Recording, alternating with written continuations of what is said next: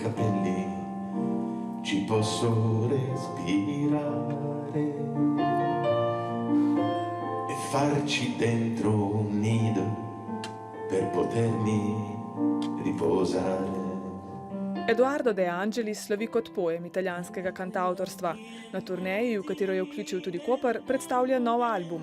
Ta se, tako kot pesem Lella, s katero je zaslovel pred več kot 40 leti, dotika v Italiji vse pogostejše problematike nasilja nad ženskami.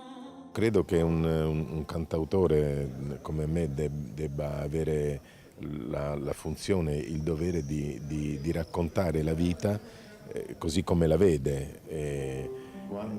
È come costringere gli altri a guardarsi in uno specchio diverso da quello della loro casa. Zase pravi, da ni glasbenik, saj njegove pesmi ne nastajajo na glasbeni osnovi, temveč izhajajo iz življenjskih zgodb, ki jih pripoveduje.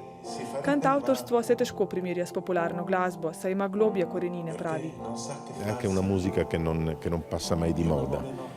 Le canzoni, io sto cantando adesso in questo album canzoni scritte anche 30 anni fa, eppure vanno sempre bene.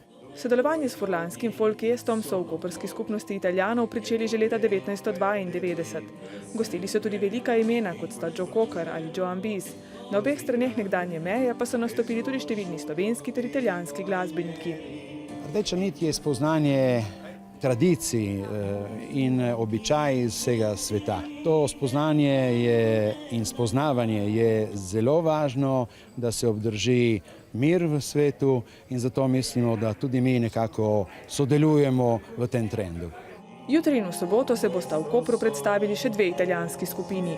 Neapeljska progresivna rock zasedba Osanna z Davidom Jacksonom in družbeno angažirana folk skupina Modena City Ramblers.